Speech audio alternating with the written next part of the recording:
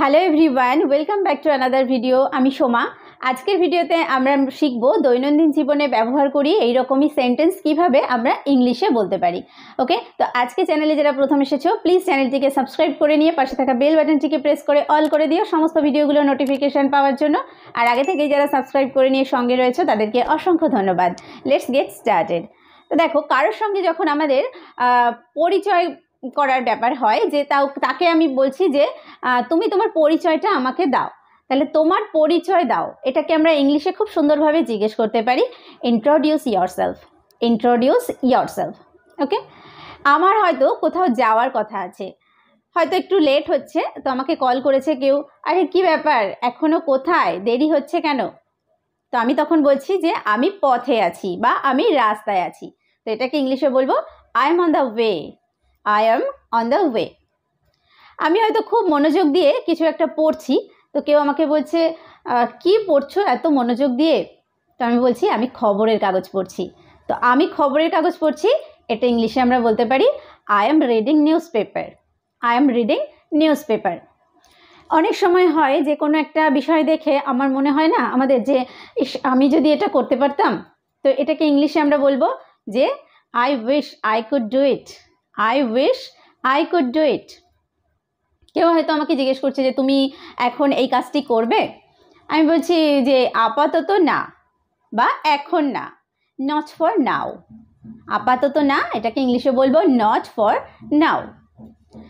কেউ হয়তো বলছে যে তুমি এই কাজটা কি করেছো বা এটাতে ইন্টারেস্টেড আছো, আমি হয়তো সেই বিষয়ে আমার কোনো ইন্টারেস্ট নেই, তো আমি বলছি যে মোটেও না, no not at all.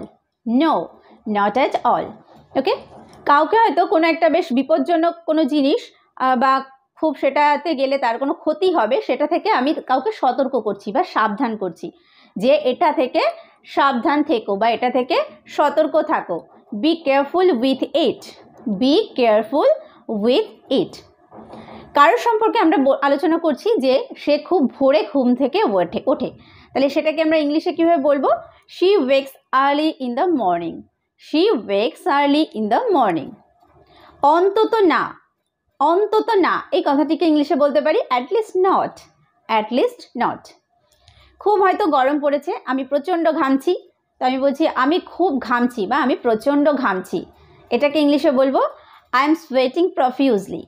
I am sweating profusely বা I am sweating a lot. I am sweating a লট।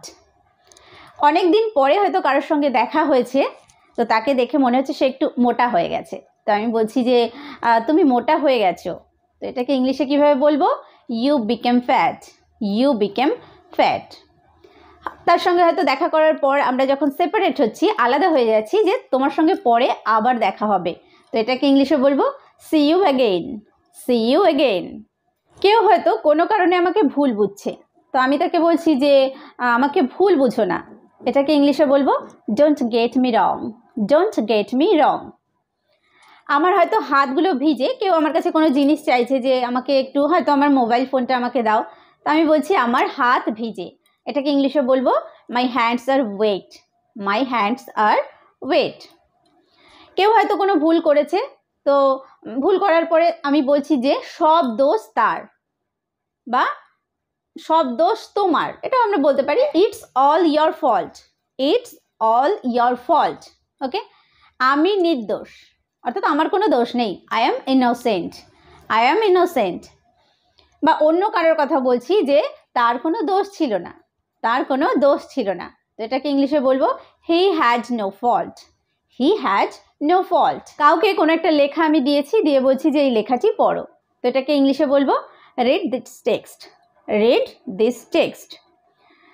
আমি কাউকে বলছি যে তার হয়তো আসার কথা ছিল আমার কাছে, তো এত দেরি হচ্ছে বা দেরি হয়ে গেছে, তো আমি তাকে বলছি যে তোমার এত দেরি হলো কেন? Why are you so late? Why are you so late? এত দেরি হলো কেন? চুপ থাকো বা দয়া করে চুপ থাকো, এটাকে ইংলিশে বলবো please keep quiet. Please keep quiet. কেউ হয়তো একটা কোনো কাজ করেছে, করে আমাকে দেখাচ্ছে যে এটা কি ঠিক আছে, তো আমি তাকে বলছি হ্যাঁ এটা ঠিক আছে, এটা ঠিক আছে। এটা ইংলিশে বলবো that's all right. That's all right. কেউ হয়তো কাউকে বোকা বানিয়েছে, হয়তো তার সঙ্গে মজা করেছে বা মিথ্যে বলেছে বা তাকে বোকা বানিয়ে চলে গেছে। তো আমি বলছি যে সে তোমাকে বোকা বানিয়েছে, তো এটাকে ইংলিশে বলবো he made you fool, he made you fool. তো আজকে আমরা বেশ কিছু ডেইলি ইউজড ইংলিশ সেন্টেন্স শিখলাম। তো তোমরাও এইভাবে প্র্যাকটিস করো, আশা করছি এইভাবে ইংলিশ শিখতে শিখতে ইংলিশে তোমরাও ফ্লুয়েন্ট হয়ে উঠবে। ওকে, তো আজকের ভিডিওটি এই পর্যন্ত। ভিডিওটি ভালো লাগলে অবশ্যই একটা লাইক দিও, কমেন্ট করো, চ্যানেলে নতুন হয়ে থাকলে সাবস্ক্রাইব করে নিয়ে সঙ্গে থেকো। ভিডিওটি শেষ পর্যন্ত দেখার জন্য প্রত্যেককে থ্যাংক ইউ। দেখা হবে নেক্সট ভিডিওতে।